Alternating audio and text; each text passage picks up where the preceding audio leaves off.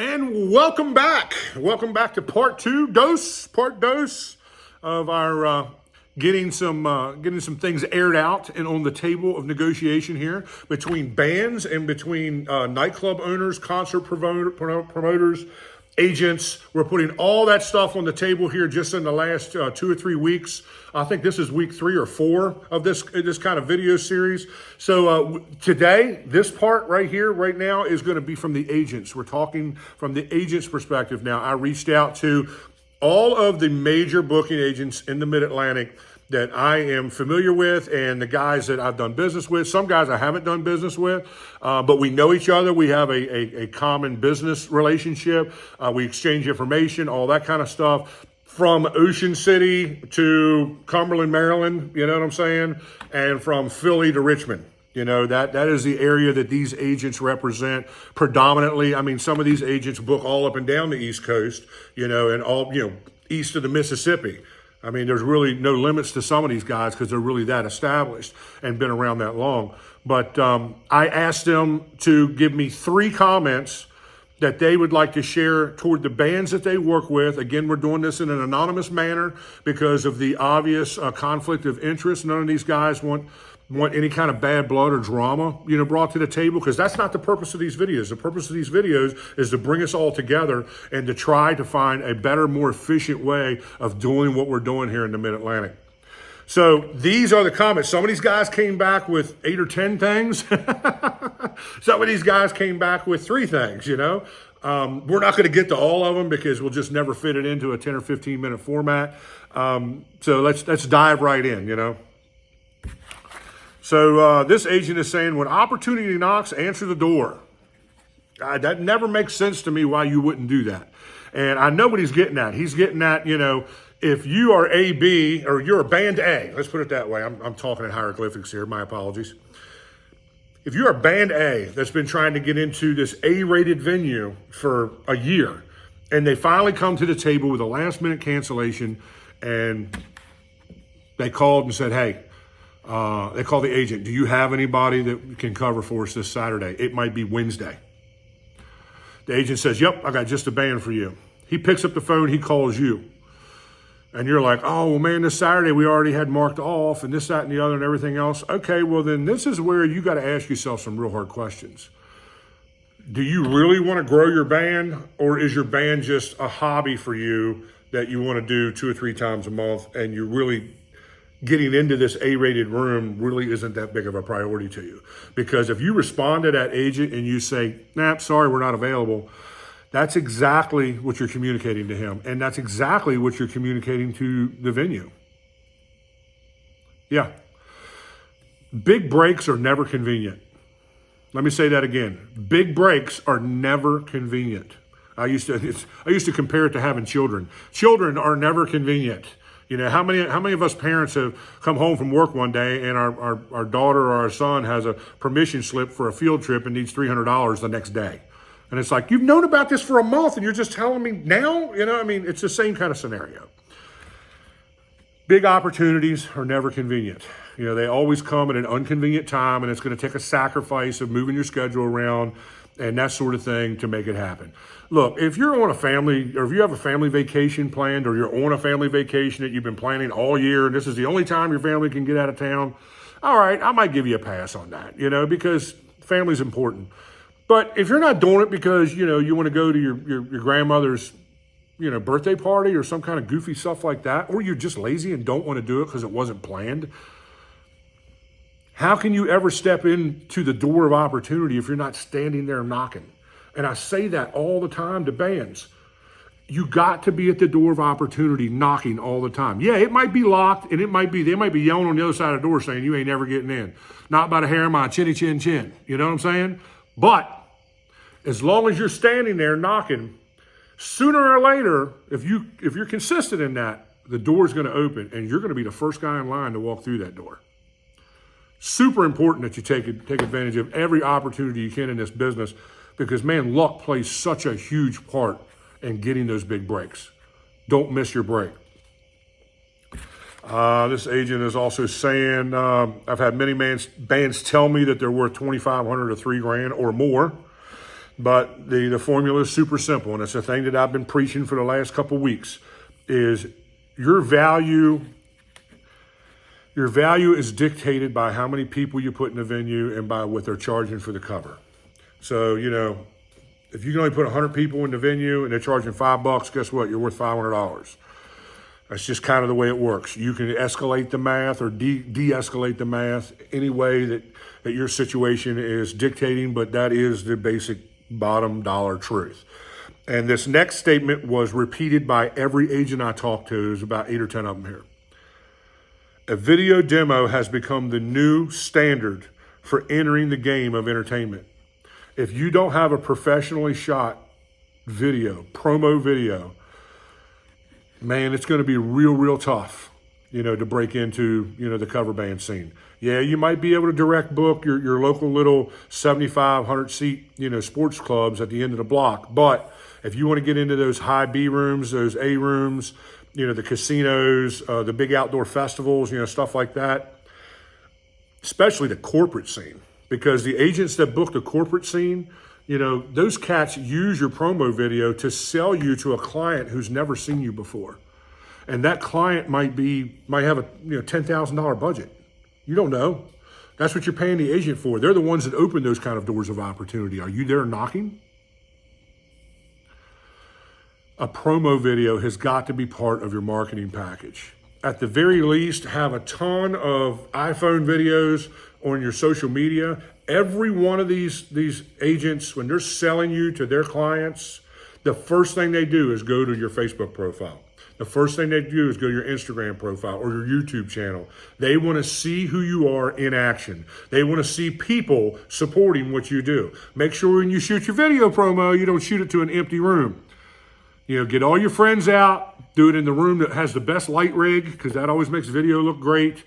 I have a handful of guys I can recommend if you'd like to just shoot me a comment or send me a message on Facebook. I'm super easy to find, J.R. Everhart, or you can look for the Grumpy Sound Guy. I'm all over the internet. I'll be happy to provide you with a guy that can shoot a video for you and make it look right. But that is super important.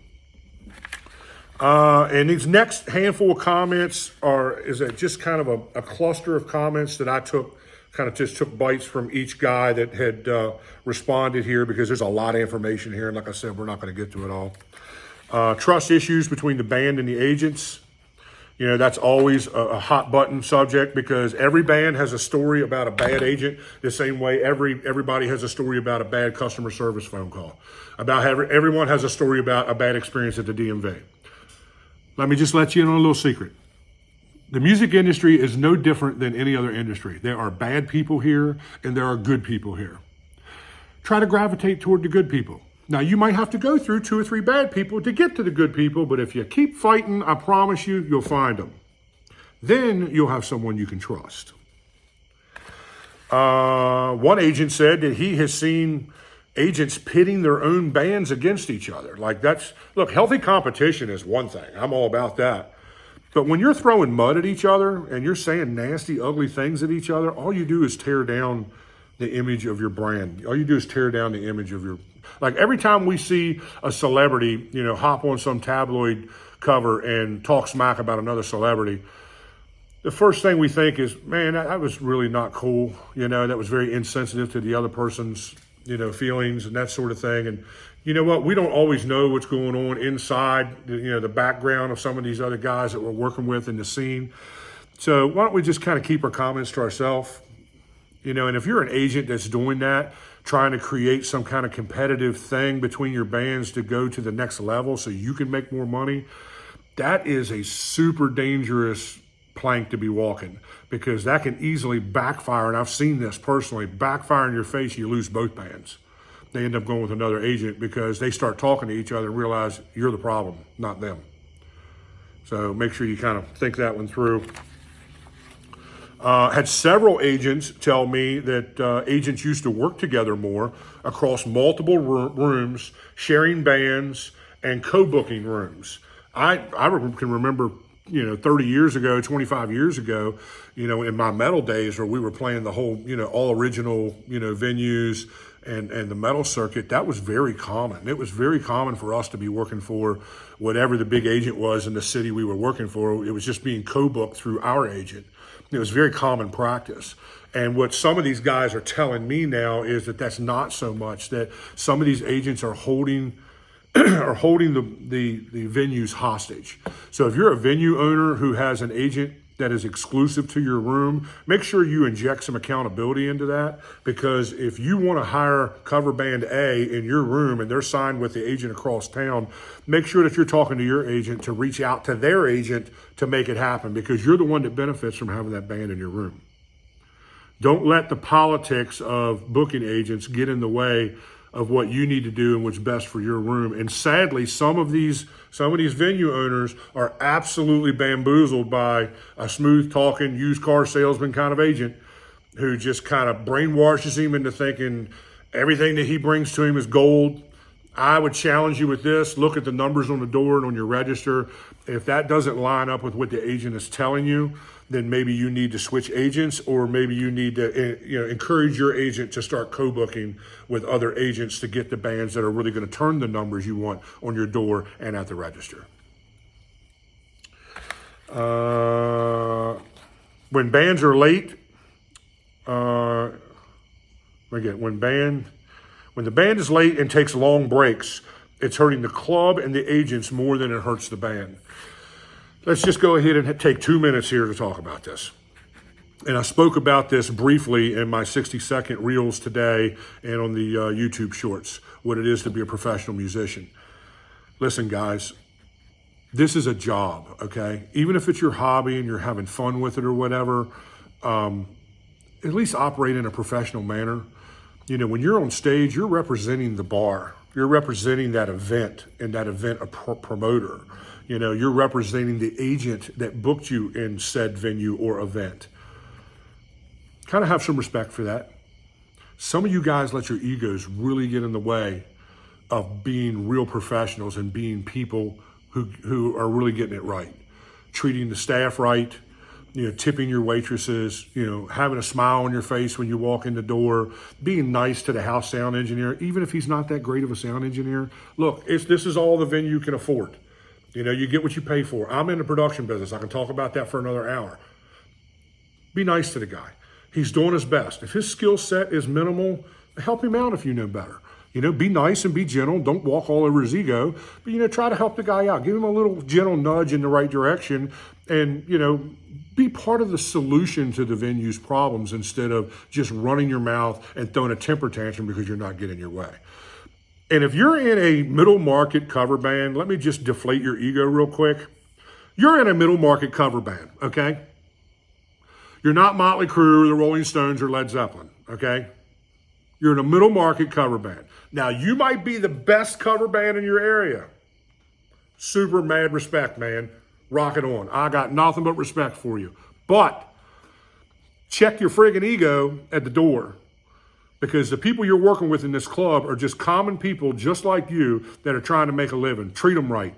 And respect your agents and respect the bar owner enough to not get, you know, crap-faced drunk on stage and act like a total fool and do God. I got some horror stories in here from agents who told me stuff that has happened on camera that the band members didn't even know about. Drug use, sexual acts, crazy stuff that have no business. And some of these venues are family-oriented venues, guys. Really? You're going to go do cocaine in a bathroom of an all-ages venue? That some 12-year-old might walk in on you guys? Really? Really? I got the stories, dude. Really? Can we at least operate with some dignity here and treat each other like decent human beings? Set your ego aside, come in and do your best due diligence to be a good employee, because that's what you are. You're being paid by the bar owner. You don't come in and dictate to him how he's going to do business. If you want to act like that, then go someplace else. Go someplace else. Go play the animal circuit the rest of your life. I don't care. These guys that are really trying to get it right, and these agents that I'm talking to are genuinely trying to get it right. Check your freaking ego, man. Let's pick one more topic and then let's head out. Yeah, here's one good one. Last point of interest here. Have one person represent your band. The idea that every band is a democracy may work well inside your band, but as far as the band working with the agent or with whoever you're booking the gig with, there needs to be one person making those decisions, one person handling the calendar, and one person in your band as your band representative, not 3 or 4. These agents and bar owners don't want to talk to 2 or 3 people in your band. The second you do that, I guarantee you they'll shut you down. They'll shut you down. It's just a fact. Listen, guys, if you've enjoyed this content and you find value in this, please subscribe to this channel, would you? It costs nothing to hit that subscribe button. You know, support this, share this with your other band members in your band, share this with the other venue owners or other agents that you know. Let's get this message of positive forward motion in our cover band scene out to everybody so that we can all kind of be working together. As I always say, making the world a better place, one mix at a time, one show at a time.